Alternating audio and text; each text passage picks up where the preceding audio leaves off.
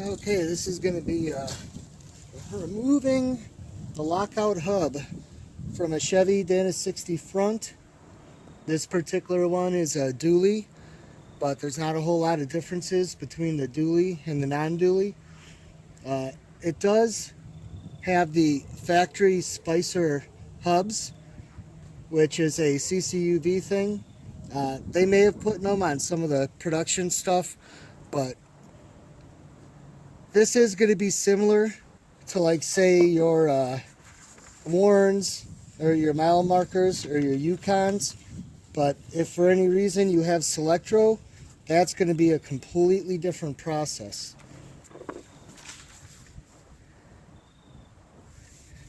Okay, to start with, we need to take the screws out. And I had to make myself some notes here because some of the terminology, it's easy for me to get it confused. It's a lot easier to just rip the parts out and memorize them by visual identification, but I tried to do my best here to label the parts properly. The book itself will call a part one thing and then refer to it as something else, and you're going to see there's differences. Your hubs could be different from the other guys. There's little differences over the years. For example, these Torx right here, I'm going to use a T25 Torx screw. You'll see a lot of them that have Allen screws that are 9/64ths. If you break one or they're beaten up and you want to replace them, 8/32 times 1.5 inches is the size. Now you're going to have to bear with me. I have a really bad weather coming in and it's pretty windy, so hopefully you'll be able to hear me. But it's my first time doing a Dana 60, so any challenges I bump into, I'm going to be new to it. I won't have the second nature knowledge that'll make it look easy if something's not easy. So I haven't pre-loosened it up. I didn't take it apart and make sure everything goes good.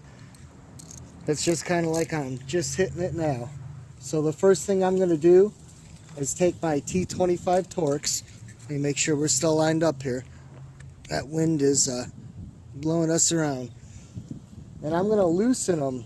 I'm not going to take it out. I'm just going to go around and loosen all 6 of them. And I prefer to do it like lug nuts. I like to stagger it.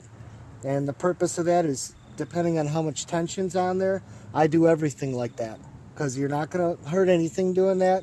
But depending on how tight something is, if you undo one side, you could start warping and getting into other issues. So let's see how easy. Oh, that's not bad at all. I probably would be fine just taking all of them off. But again, it doesn't take much effort to stagger it. So that is what I'm going to do. Okay, that's all 6 of them. They're coming out like butter. Did we blow here? Nope, you can still see me. Could probably aim a little higher, huh? There we go.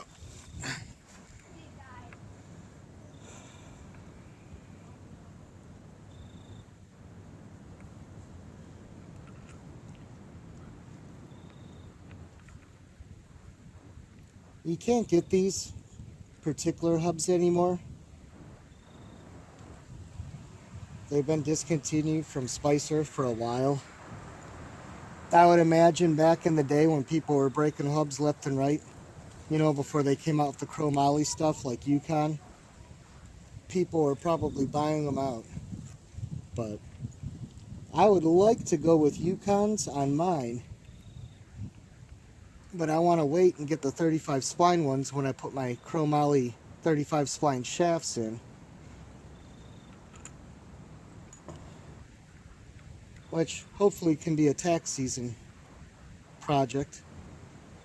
It's like, oh, do I spend that much on axles, or do I get a Miller-Matic 211? Okay, there we go. I guess I should back up and say, the book says to have your hubs locked when you're doing that. Probably takes a little tension off this to make it easier to get those out, especially if they're all corroded in. So now I'll take my last one out.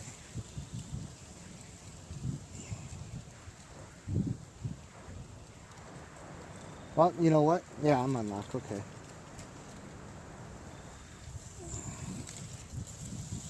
Push back a little bit on that to make it easier to get this last one out.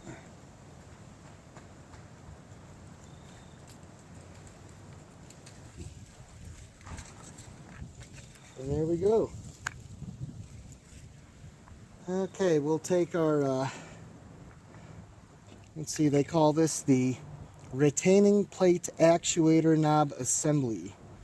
We will take the retainer plate actuate knob assembly off, and let's see what we got here.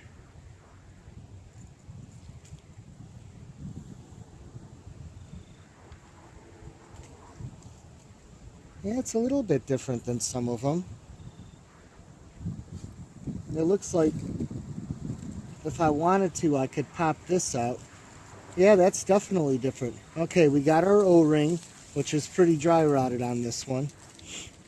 And let's see, we have the spring, which looks like there's no shim in front of it, but it's hard to tell. And then we have our gear, which that is the, there's a special name for that too. Hold on. Make you wait 10 minutes trying to find names. Hey, you never know if you got to order it or you lose one or you're trying to explain it to somebody. You know, I thought I had all my notes all neat, but between the leaves and everything. Okay, that is the actuating cam. Boom, with the little teeth on it, the actuating cam. So obviously, as I turn, you can see that engage and disengage. Okay, I'm going to go ahead and put that to the side.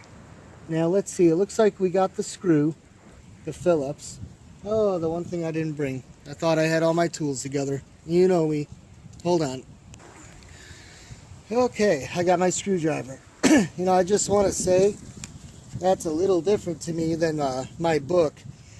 The book shows something a lot different, but I was trying to look at different stuff on the forums and diagrams, and of course I couldn't find them for the Spicer hubs, but I think I was wrong.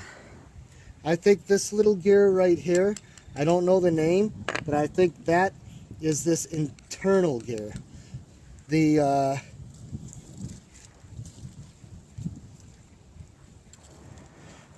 actuating cam, and then this outer one is the actuating cam housing. So by taking this screw off right there, it's going to allow this right here to come out. Hey, what do you know? Something else that came out like butter. I'm going to go ahead and hold it back so it doesn't fall and get all dirty. Okay.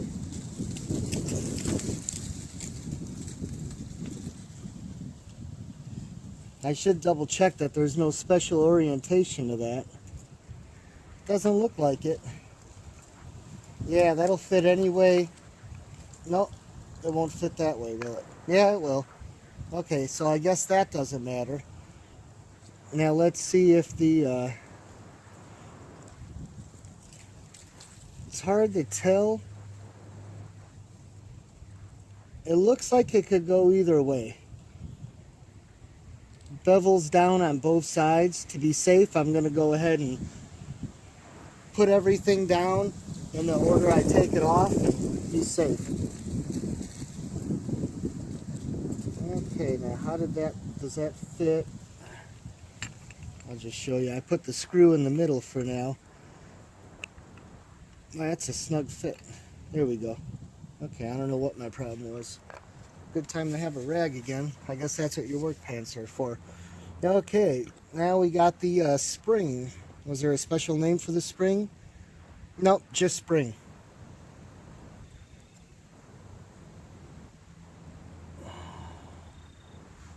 Okay, and then that starts opening things up a little bit. Let me go ahead and pause and get a rag. Make life a little easier. Okay, I'm back. We'll get some of these leaves moved out of my way here. Okay, I wiped it up a little bit. That's the only thing I didn't do on camera. So I could see where my snap ring is. It's probably still enough grease, it's hard for you to see in that view. There's the two eyes right there. What we're gonna do next here, you see this little recessed area? That's referred to as the hub groove. We want to take the internal snap ring very carefully out of that groove. And this is probably one of the most tedious parts. I've done this before on a corporate 10 front, but never on a Dana 60. And it's been about 15-20 years since I've last done it. Oh yeah, that fits in there good. Let me play with this a little and get it to, there we go, there we go. Okay, what I was able to do was take my little flathead and I went sideways and I went deep into the groove like that, and I just turned it counterclockwise. And as I turned it kind of counterclockwise, I held a little pressure against the snap ring and pulled at the same time. So that wasn't too bad.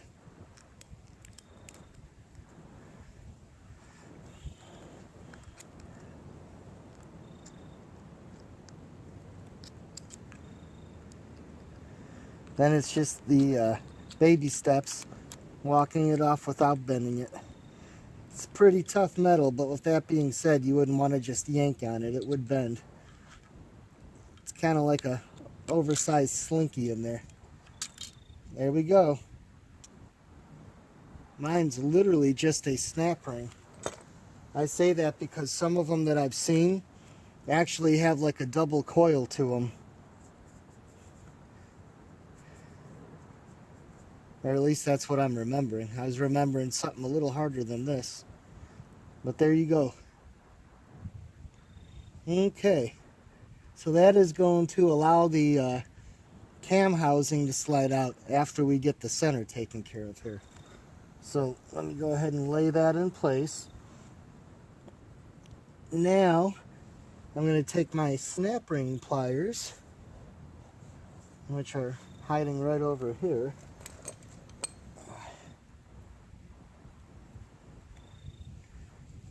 You should really be doing this with goggles on. We'll pretend like I had goggles on. Let me wipe this off here.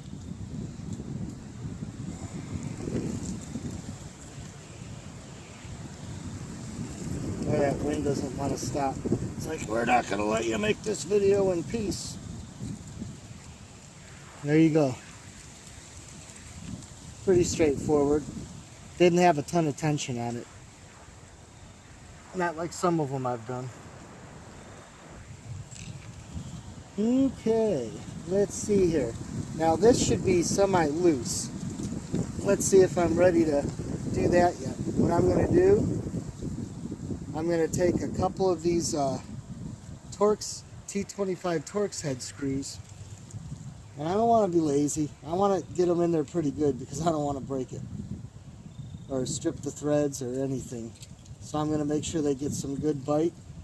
Let's see if this is ready yet. Oh, there we go. Wobble, wobble. See that coming out? Let's see if there's a name on that. That is the inner drive gear. This piece right here. It seems to come off with it, but oh no, that's part of it. I think. Okay. No, that's still part of the housing. There you go. There's the back. Sides. There's our inner housing. Okay, I'm going to pause it. I want to go get these parts on my workbench out of the dust and the leaves, because we got a lot of wind. Okay, let's get this a little cleaned up so we can see what we're working with here. all that love Gojo in my way.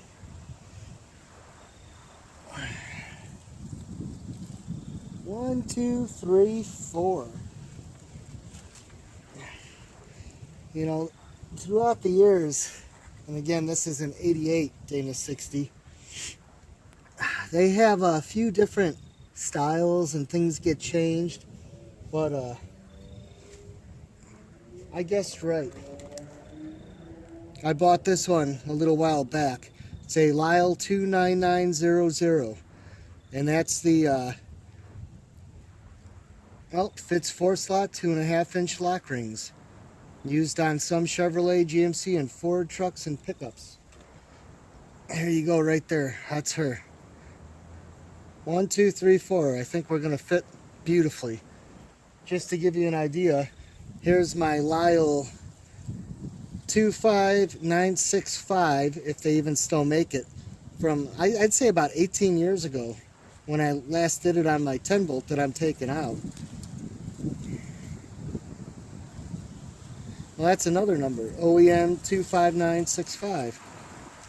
Oh, same number. Okay, well, you can kind of get an idea of the difference in size there. Won't fit inside each other, but close. Okay, now what we're going to have here is probably 3 pieces. We're going to have an outer hub lock mechanism, which we're going to take off with this. Then we're going to have, I'm guessing, some type of lock washer. And then we should have a lock washer retainer. Or I should say an inner hub lock mechanism. So actually the outer hub lock mechanism may also be called a lock washer retainer. Feel free to comment in the comment box if you know the right names. And let's hope this fits. That might be it right there.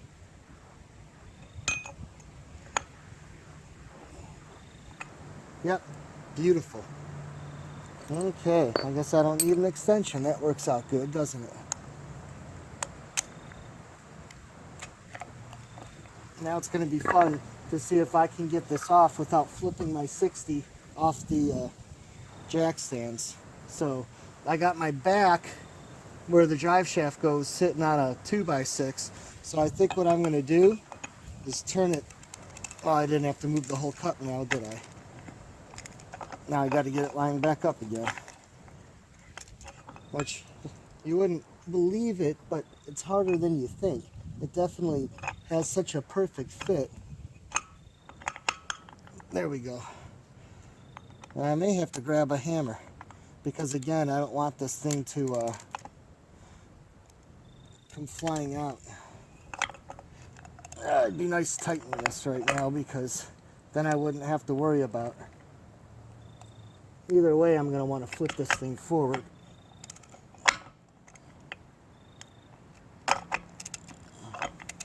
Boy, it fits, but it doesn't fit very good. Plus, my camera is right where I would like to be for my leverage.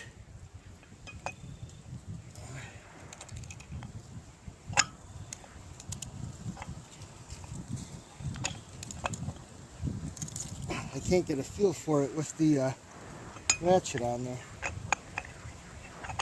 Boy, this was easy on my last truck. There we go.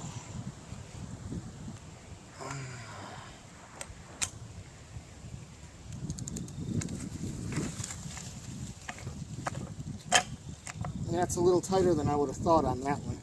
I would have thought that would have been almost hand tight. So let me go ahead and get a hammer, because I do not want this 550-pound beast falling off my jack stands.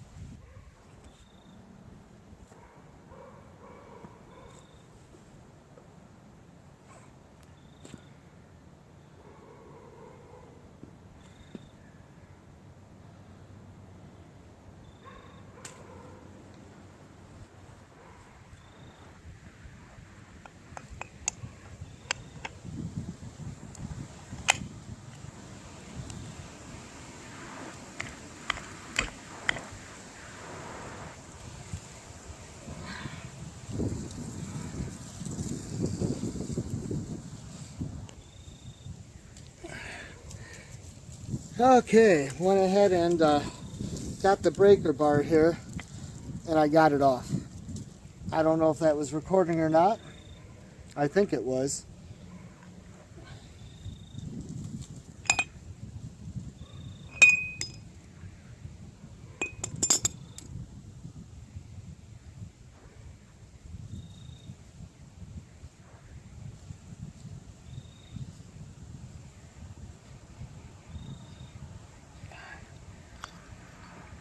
By the way, if you're just redoing your hubs, you don't have to go this far. There you go. It was a little thicker than I thought. Sure didn't grip like it was thick though.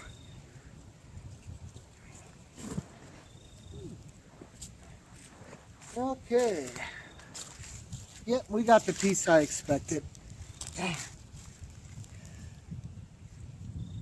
That is the lock washer. And it's a lock washer because it locks in place with the help of a little metal little nipple that sticks out back there that goes through one of those holes. And you know which hole to line it up to, because right there, that little metal tang can only fit right there. And I would imagine there's a metal tang down here too. Well, there's 4 of them. So I would imagine you could clock it 4 different ways because they look pretty symmetrical. All I know is as long as that fits flat, you're good to go. So wipe off this piece. You can take another look front, back. As far as knowing the front from the back, both sides are beveled again. So I would imagine it would only twist one way. So now for our tang. What I'm going to try first here, because we got a lot of grease holding it in place, I got a couple of magnets.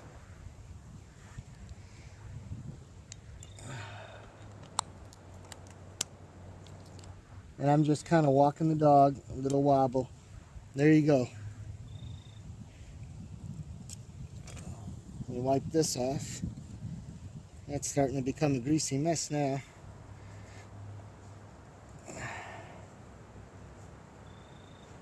Okay, front side, back side. Boy, I don't know if it could be used either or. Here's what I will say. When you're looking at the tang that was in the 1 o'clock position, okay, let me bring it back. I was calling these outer ones tangs. I'm a dummy. Just that one tang right there. So I guess you could flip it and tang it, and if it fit, it would probably work fine. But the easiest way to remember, no, that's centered. I was going to say, well, you want the tang lined up so that that hole that's closest to the right edge of the tang is directly above the right edge of the tang. If you were to flip it, it would be opposite.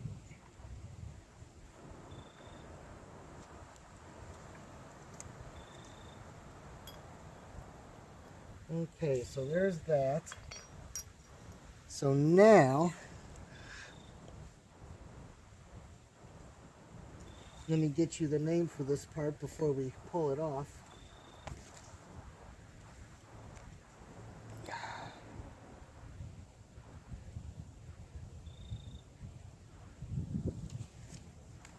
I might just go back later and label everything on the tape if I have time. It's funny how you make notes and then when you're out here and it's not fresh in your head. I'll give you the name on that one later.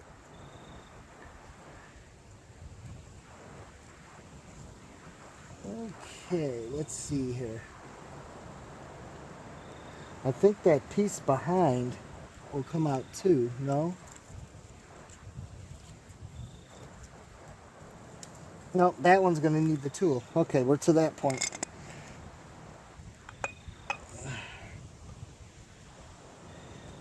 So I guess I want to say, and I'll post at the end the torque specs, but I want to say it was only like a final of 35 foot-pounds. You know, with the manual locking hubs, you torque it to 50, if I remember right, and then you back it off approximately 90 degrees, torque it back to 35, and then you do counterclockwise 1/8 of an inch. But I'll go over that again in detail. But with that being said, that one was nowhere near as tight as the other one, so.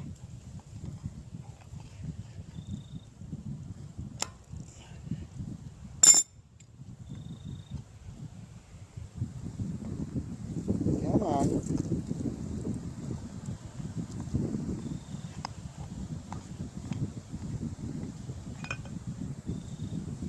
There we go. I think we might cheat with the magnet again here.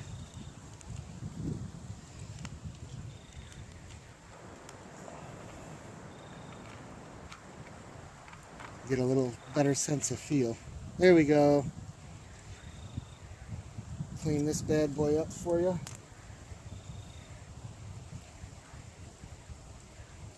We got to make sure with this one that we're just careful not to break the tang.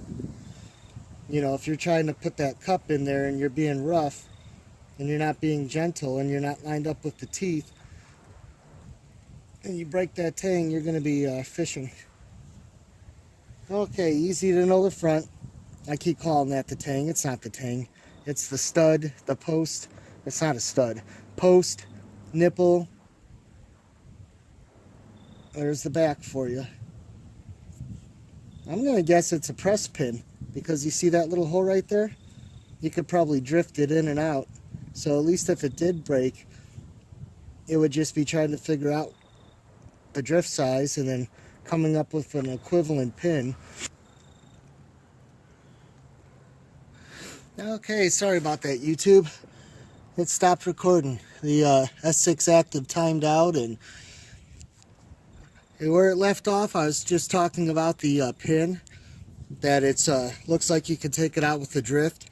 So if you need a pin size, you could use your drift size that fits the hole and punch set, whatever you want to call it, punch pin drift. And I was just saying, you know, it wouldn't hurt to take a measurement of that beforehand, so if you ever did break it, you'd know the size, which I may be nice, and I may go ahead and post that at the end of the video if you want to come up with your own pin. Otherwise, I'm sure all the 4x4 sites have it. But I took out the outer bearing, this big boy right here, which already had some stuff blow on it. But you missed that because it stopped recording. So now I put it back on to redo it. So here you go. And this sucker's got some weight.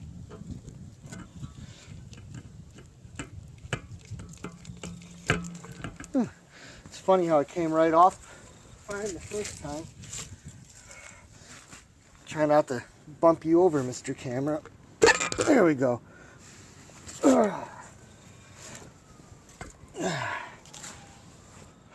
There's your spindle. Spindle, dust shield backing plate, and behind the dust shield plate, the bracket for the 1-ton brakes, which if you feel like watching the next video, we're going to show you how we put 1/2-ton brakes on here. Not 3/4 ton, that's the route most people go, but I'm doing the 1/2-ton, and I'll explain why in that video. If you want to see, there's the back of the hub. You can also see where you would access your, well, I was going to say wheel studs, but this is a dually. So that's your bolts that bolt the dually hub, which has its own independent lug nut studs. So that's a big seal, isn't it? Thank you for watching, and watch my next video if you find it interesting.